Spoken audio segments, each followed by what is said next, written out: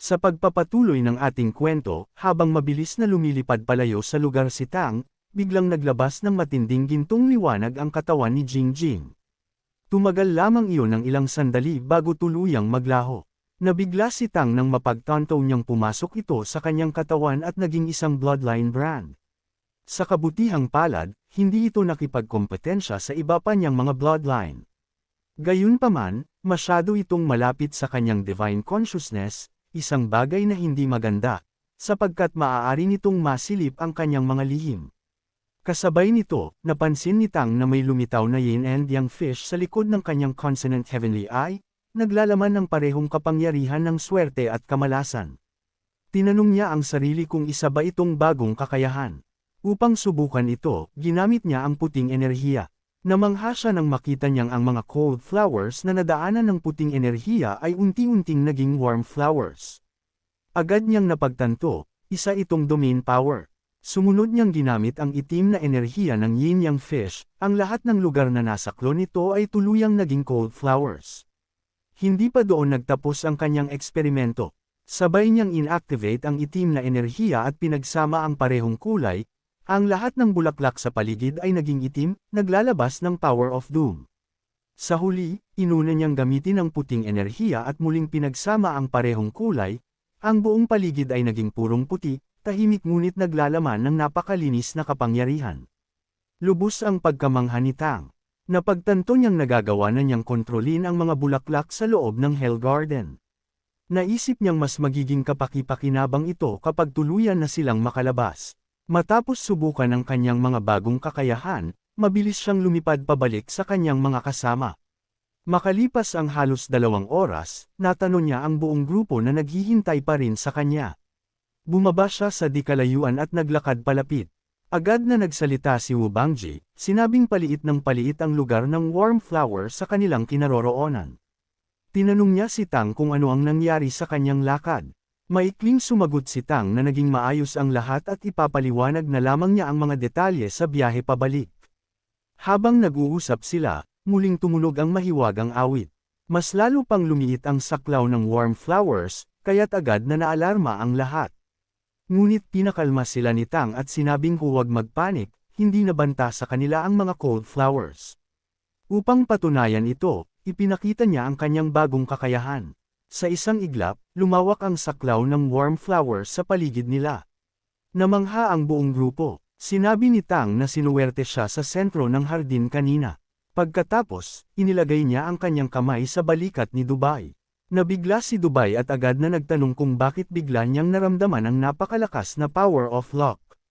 Ipinaliwanag ni Tang na may napakalakas na luck energy sa sentro ng hardin at naabsorb niya iyon, at ngayon ay ipinapasa niya ang bahagi nito kay Dubai.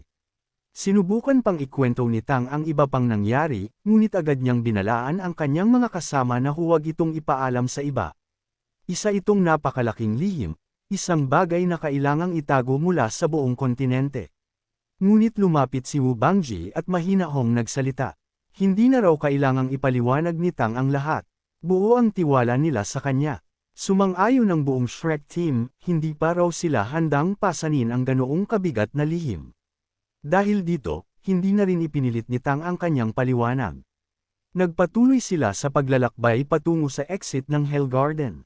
2 beses pa nilang narinig ang mahiwagang awit, at mas bumilis ang ritmo nito. Wala na ring natitirang warm flowers sa paligid, ngunit sa tulong ng domain power ni Tang, hindi na iyon naging problema. Ilang sandali pa, natanong nila ang light pillar. Napagtanto ni Tang na malapit na sila sa exit. Naalala niya ang plano ng Lingshe Chamber of Commerce, may binayaran silang malakas na grupo upang linisin ang daan at magbigay ng ibang numbered cards sa kanila. Ang kailangan na lamang nilang gawin ay makipagkita sa grupong iyon sa exit. Inutusan ni Tang si Wu Bangji na ihinto muna ang bangka. Siya muna ang titingin sa sitwasyon. Sa loob ng Hell Garden, kapag ginamit ni Tang ang Power of Doom, magagawa niyang madetect ang mga pangyayari sa loob ng ilang libong metro. Inactivate niya ito, at agad niyang napagtanto ang katotohanan. Nagsimula na ang labanan sa exit. Napakagulo ng sitwasyon sa exit dahil mahigit 80% ng mga kalahok ay buhay pa hanggang ngayon. Dahil dito, inaasahang magiging mas matindi ang labanan, halos lahat ng naroon ay may lakas na nasa ika-9 na ranggo, at hindi bababa sa 10 ang may kapangyarihang maihahambing sa Liger Sword Saint. Napagtanto ni Tang na lubhang delikado ang pumunta roon sa ngayon. Kaya agad niyang sinabi sa kanyang mga kasama na huwag muna silang tutuloy sa exit. Walang tutol ang grupo at sabay-sabay silang nag-cultivate upang palakasin ang kanilang sarili. Ngunit nabasag ang kanilang mapayapang pagme-meditate nang biglang umalangaw ang isang napakalakas na pagsabog. Nabigla si Tang. Kahit ilang libong metro ang layo nila mula sa exit, malinaw pa rin nilang naramdaman ang shockwave. Ikinumpara niya ang lakas ng pagsabog sa isang God-level attack, kaya hindi niya maiwasang itanong sa sarili kung mayroong God-level powerhouse na kabilang sa mga kalahok. Makalipas ang ilang sandali, biglang tumahimik ang paligid. Nagtaka si Tang kung tapos na ba ang labanan. Di nagtagal, napansin ng grupo na nagbukas na ang exit, at sa pamamagitan ng kanyang sensing ability ay nalaman ni Tang na bumaba na sa kalahati ang bilang ng mga kalahok. Dahil dito, agad silang nagtungo patungo sa exit gate. Pagdating nila roon, napansin ni Tang na wala ang grupong binayaran ng Lingshe Chamber of Commerce. Sa halip, tumambad sa kanila ang mga bangkay ng mga kalahok. Agad niyang ipinagpalagay na ang grupong dapat sana'y sasalubong sa kanila ay nadamay sa napakalakas na pagsabog kanina. Naisip ni Tang na kahit hindi nagtagumpay ang plano ng Chamber of Commerce, hindi na iyon mahalaga, ang mahalaga ay ligtas silang lahat. Bago tuluyang lumabas ng Hell Garden, pinahiran nila ng dugo ang kanilang mga katawan upang magmukhang sugatan at makaiwas sa pagdududa. Samantala, sa labas ng Hell Garden, namumutla si Shu Ziren. Nabunyag ang kanilang plano, ang grupong kanilang binayaran ay inatake ng ibang kalahok, at nang malapit na itong matalo, pinasabog ng mga iyon ang kanilang sarili, nadamay at namatay ang iba pang grupo. Naluha si Ziren. Hindi pa nakakalabas ang Shrek team, at napakalaki ng importansyang ibinigay ng mga nakakataas sa kanilang ahensya sa pakikipagkooperasyon sa grupong ito. Kapag may nangyaring masama sa kanila, tiyak na malalagay siya sa alanganin. Isang malamig na tinig ang biglang nagsalita sa kanyang likuran, tinatanong kung bakit siya tila labis na nag-aalala. Lumingon si Ziren at nakita si Fei Bayan, ang presidente ng Tiantong Chamber of Commerce, at mortal na kalaban ng kanilang ahensya. Agad niyang napagtanto na naroon ito upang pagtawanan siya, at hindi nga siya nagkamali. Patuloy siyang inasar ni Fei Bayan. Ngunit ilang sandali pa, biglang lumabas ang Shrek team mula sa Hell Garden. Agad itong napansin ni Ziren. Mabilis siyang lumapit at niyakap si Tang, hayagang ipinakita ang kanyang labis na pag-aalala at ginhawa. Napansin naman ni Fei Bayan na pawang-tao ang mga miyembro ng grupo. Lalong tumindi ang kanyang pagtataka kung bakit labis ang interes ni Ziren sa kanila. Sa loob-loob niya, kailangan niyang malaman ang tunay na pinagmula ng grupong ito. Sumakay si Tang sa karwahe kasama si Ziren. Sa loob nito, ikinwento ni Ziren ang sakripisyong ginawa ng grupong kanilang binayaran. Masaya siyang ligtas ang Shrek team. Sinabi rin niya na ang iba pang problemang administratibo ay ang Lingshe Chamber of Commerce na ang bahala.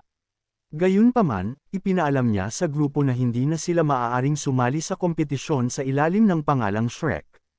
Pagkatapos nito, napag-usapan nila ang tungkol sa negosyo ng Arrayist. Matapos ang mahabang biyahe, nakabalik sila sa Ancestral Court. Personal silang hinatid ni Ziren sa kanilang hotel at ipinangakong sasagutin ng chamber ang lahat ng gastusin ng grupo. Dahil sa matinding pagod, agad silang bumalik sa kani-kanilang kwarto upang magpahinga. Bago matulog, nag-meditate si Tang. Napansin niyang mahimbing pa ring natutulog si Jingjing, ngunit hindi niya maiwasang mabahala, masyado itong malapit sa kanyang divine consciousness. Alam niyang kailangan niyang ibalik ang bata sa Crystal Demon Emperor sa lalong madaling panahon. Dahil wala na siya sa Hell Garden, sinubukan niyang alamin kung nadala pa rin niya ang kapangyarihan ng dalawang enerhiya na nakuha niya roon. Sa sandaling iyon, binalot siya ng napakatinding agos ng enerhiya. Hindi makapaniwala si Tang. Ang kanyang power of luck ay naging mas malakas kaysa sa inaasahan niya. Ilang sandali pa, unti-unting naging kulay ginto ang enerhiya ng swerte sa katawan ni Tang. Agad niyang napagtanto na maaaring ito ang kapangyarihan ng dalawang domain, kaya hindi niya maiwasang magtaka kung ano naman ang magiging anyo ng domain ng kamalasan. Sinubukan niyang gamitin ang kapangyarihan nito. Sa isang iglap, naging kulay abo at itim ang paligid, tila nilamon ng malas ang espasyo.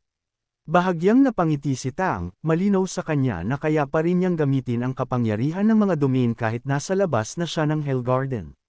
Matapos subukan ng dalawang domain power, muling nagpatuloy si Tang sa kanyang pag-cultivate. Samantala, sa Crystal Holy Mountain, sa loob ng Crystal Palace, nakangisi ang Crystal Demon Emperor. Napatunayan ang kanyang hinala, posibleng ang kopyahin at iangkop ang kapangyarihan ng swerte, at higit pa roon, malinaw na pinagpala mismo ng kapalaran si Tang. Kinabukasan, dumalaw si Zirin kay Tang. Ang dahilan ng kanyang pagbisita ay upang kunin ang Bloodline Array Disc na ginawa ni Grandmaster Lu. Ipinaliwanag ni Zirin na malapit na ang auction, at kung ang Lingshe Chamber of Commerce ang makakakuha ng karapatang magbenta ng Array Disc, tiyak na magiging tanyag at makapangyarihan ang kanilang pangalan. Umaasa si Zirin na ibibigay sa kanila ni Grandmaster Lu ang karapatang mag-auction, kahit na ang mga mababang antas ng Bloodline Array Disc. Humingi ng paumanhin si Tang at ipinaliwanag na nais muna ni Grandmaster Lu na gumawa ng mga first-level Bloodline Array Disc bago ito ipakilala sa publiko. Dagdag pa niya, kung handa ang Lingshe Chamber of Commerce na magbigay ng first-level Bloodline Essence, mas bibilis ang pananaliksik. Sinabi ni Zirin at sinabing napakahirap makakuha ng first-level Bloodline Essence. Kaya iminungkahi ni Tang na maaari ring gumamit ng second-level Bloodline Essence. Idinagdag pa niya na interesado rin si Grandmaster Lu sa mga Bloodline na may time ability, at bilang halimbawa ay binanggit niya ang Time Crocodile Bloodline, isang second-level Bloodline na maaaring subukan. Gumawa rin si Tang ng isang kapani-paniwalang kwento. Ayon umano kay Grandmaster Lu, 10% pa lamang ang kasalukuyang success rate sa paggawa ng Bloodline Array Disc, ngunit kung mataas ang kalidad ng Bloodline Essence, tiyak na tataas ang tsansa ng tagumpay. Dahil sa mga narinig, naging lubos na determinado si Zirin. Ipinangako niyang gagawin niya ang lahat upang makuha ang hinihingi ni Grandmaster Lu. Ilang oras lamang ang lumipas, bumalik si Zirin na may dalang icebox. Sa loob nito ay may 15 vial ng Time Crocodile Blood Essence, at lahat ay nasa tuktok ng 9th rank. Mariing sinabi ni Zirin na kailangang magtagumpay ni Grandmaster Lu, dahil napakalaki ng magiging kawalan ng kanilang ahensya kung ito ay pumalpak. Nagningning ang mga mata ni Tang. Pinakalma niya si Zirin at sinabing huwag itong mag-alala. Kahit hindi magtagumpay si Grandmaster Lu, magbibigay pa rin siya ng kapalit na kasing halaga ng kanilang ibinigay. Doon lamang nakahinga ng maluwag si Zirin. Masaya rin si Tang sa mga natanggap na Blood Essence. Sa kanyang isipan, posible nang maabot ni Guli ang God level gamit ang mga ito. Gayunpaman, napabuntong hininga siya, napakarami na ng kanilang natanggap, at pakiramdam niya ay sosobra na siya kung hindi niya ibabalik ang pabor. Agad niyang kinontak si Mayor Zhang upang bumili ng mga kinakailangang materyales. Pagkatapos nito, sinimulan niyang gumawa ng mga array disc sa loob ng kanyang silid. Samantala, sa Kerry City, kapansin-pansin ang malaking pagbabago sa kapangyarihan ni Mei. Lubos ang kasiyahan ng City Lord sa naging resulta ng pagsasanay ng kanyang anak. Sinabi niyang si Mei lamang ang may kakayahang ibalik sa rurok ang kanilang angkan. Ngunit mapagkumbabang sinabi ni Mei na malayo pa siya, at malaki pa rin ang agwat ng lakas nilang mag-ama. Ipinaliwanag ng City Lord na bagamat nasa 8th rank pa lamang si Mei, kinilala na siya ng Heaven's Secret Plume, isang patunay na hindi siya nabigo sa kanyang anak. Ibinunyag ng City Lord ang kanyang tunay na pagkakakilanlan, siya ang dating Patriarch ng Angkan at dating kilala bilang Wang Qing, isang Great Demon Emperor. At iyon din, aniya, ang magiging titulo ni Mei balang araw. Sinabi rin niya na kailangang maghanda si Mei sa susunod na kalahating buwan. Kapag nag-breakthrough siya sa 9th rank, daraan siya sa isang pagsubok, at kung magtatagumpay, tuluyan na siyang kikilalanin ng Heaven's Secret Plume. At mula sa sandaling iyon, opisyal na niyang ipinahayag si Mei bilang bagong Lord ng Kerry City. Magalang na yumuko si Mei at tinanggap ang pasya ng kanyang ama. Pinayagan siya ng City Lord na lumabas muna upang mag-relax, at sinabi ring ilang beses nang nagtangkang bumisita ang ina ni Mei, ngunit hindi niya ito pinayagan. Pumasok sa isip ni Mei ang kanyang ina, at labis niya itong na-miss. Naalala rin niya si Shira, at napaisip kung ano na kaya ang ginagawa nito ngayon. Muling bumalik ang eksena sa silid ni Tang, kung saan masaya at abalang-abala siyang gumagawa ng mga array disc. Hindi makapaniwala si Mayor Zhang, sa loob lamang ng maikling panahon ay nakagawa si Tang ng napakaraming array disc. Ipinaliwanag ni Tang na nais niyang ibigay ang ilan sa mga disc sa organisasyon. Sa nalalapit na auction, maaari itong ibenta upang madagdagan ang pondo ng redemption. Samantala, ang mga natitirang array disc ay ibibigay naman sa Lingshe Chamber of Commerce upang isama sa kanilang auction. Idinagdag din ni Tang na marami pa silang gagawing array disc, ngunit ang susunod ay mas komplikado at mas selan. Dahil dito, pinayuhan niya si Mayor Zhang na magpahinga muna kung nakakaramdam ito ng pagod. Ngunit mariing tumanggi si Mayor Zhang. Hindi raw siya pagod, at higit sa lahat, hinding-hindi niya palalagpasin ang pagkakataong masaksihan ang paggawa ng mga bagong array disc ni Tang. Dahil sa pagiging komplikado ng array disc na gagawin ngayon, 6 na spirit gathering array ang itinayo ni Tang sa loob ng kanyang silid. Nang matapos ang lahat ng paghahanda, nabigla si Mayor Zhang sa biglaang pag-ipon ng napakayabong na spiritual energy, halos parang may espiritual na bagyong nabubuo sa paligid. Tinanong siya ni Tang kung handa na ba siya, sapagkat sisimulan na raw niya ang paggawa ng disc. Hindi lubos maunawaan ni Mayor Zhang ang eksaktong gagawin ni Tang. Natahimik na lamang siya, ang isip ay puno ng tanong at pananabik. Mabilis lumipas ang mga oras, at sa isang kisap mata ay dumating ang araw ng Grand Auction. Ang venue ay isang napakalaking gusali na itinayo sa tuktok ng 3 magkakadugtong na bundok. Sa mga gilid ng bundok ay may mga silid na inuka mismo sa bato, na may iba't ibang laki para sa mga bidder. Habang pataas ng pataas ang lokasyon ng silid, ganoon din kataas ang estado at kapangyarihan ng mga taong maaaring pumasok dito. Hindi sumali si Tang sa pwesto ng Lingshe Chamber of Commerce. Sa halip, bumili sila ni Mayor Zhang ng tig-isang pribadong silid. Si Tang ay nasa room 336, habang si Mayor Zhang ay nasa room 338. Sa loob ng bawat silid ay may telescope upang masuri ang mga item na ipinapakita sa entablado, at isang crystal ball na ginagamit sa pagbibigay ng bid. Dahil sa kamakailang pag-upgrade ng Heavenly Fox transformation ni Tang, nagkaroon siya ng bagong kakayahan, ang Energy Observation Technique. Sa pamamagitan nito, kaya niyang makita ang swerte at kapalaran ng isang nilalang, maging ito man ay buhay o walang anyo. Agad niyang napansin na ang enerhiya sa buong auction house ay itim at pula. Ang itim ay kumakatawan sa kamalasan, samantalang ang pula ay sagisag ng pagpatay at pagdanak ng dugo. Napagtanto ni Tang na ang lugar na iyon ay tila nagdadala ng negatibong kapangyarihang nagmumula sa Heavenly Fox Mountain. Kinuha ni Tang ang communication pill na ginagamit nila ni Mayor Zhang. Kinumpirma nilang pareho ang kanilang mga silid at ipinaalam ni Mayor Zhang na mayroon silang 3,000 elemental coins, at malaya si Tang na bilhin ang anumang kakailanganin niya. Ngunit habang nag-uusap sila, biglang tumunog ang alarm array na matagal nang itinanim ni Tang sa labas ng Carey Academy. Napangiti siya, sapagkat alam niyang tatanggap lamang ng signal ang array kapag may tumayo roon ng lampas 10 minuto. At iisa lamang ang ibig sabihin noon. Nakalabas na si Mei mula sa kanyang pagsasanay. Ngunit agad ding sumikip ang dibdib ni Tang. Naalala niya ang kanyang pangako, kapag tumayo si Mei sa ilalim ng puno, magpapakita siya sa loob ng 3 araw. Ngunit ngayon, nasa ancestral court siya, libo-libong milya ang layo. Gustong-gusto niyang makita si Mei. Sa isang iglap, naisip niyang iwan na lamang ang auction at bumalik sa Carey City, iiwan si Mayor Zhang upang magbid mag-isa. Ngunit sa gitna ng kanyang pag-aalinlangan, tumawag si Mayor Zhang at ipinaalam na magsisimula na ang auction. Hiniling nitong pagmasdan ni Tang ng mabuti ang mga item. Sumang-ayon si Tang. Pilit niyang pinakalma ang sarili. Mahalaga ang auction, ngunit naalala rin niya ang pangako niya kay Mei. Sa kabutihang palad, kaya niyang bumalik sa Carey City sa loob lamang ng 1 araw gamit ang teleportation. Kaya't nagpasya siyang ituon muna ang pansin sa auction. Ilang sandali pa, lumabas ang host at binati ang lahat ng kalahok.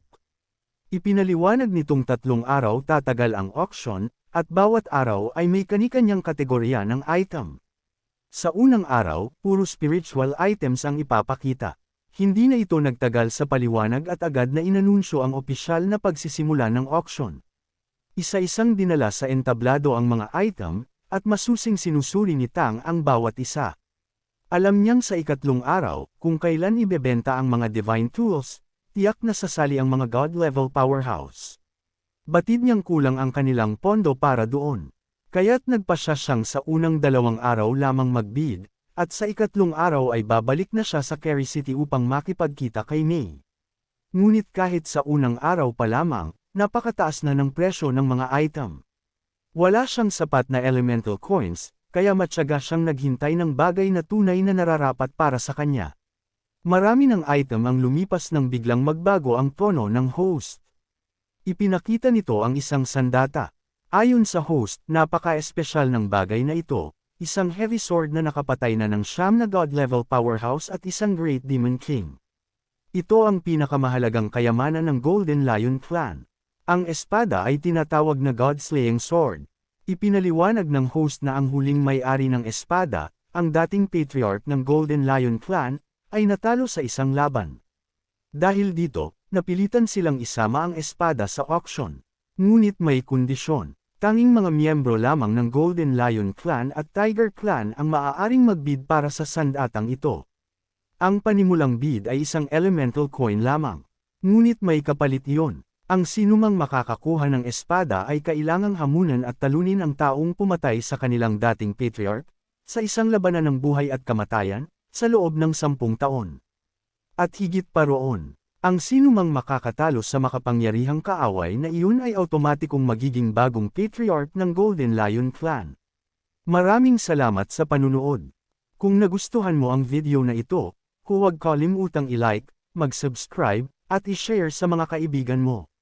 I-click na rin ang notification bell para lagi kang updated sa mga susunod nating kwento. Hanggang sa muli, kita-kits sa susunod na kabanata.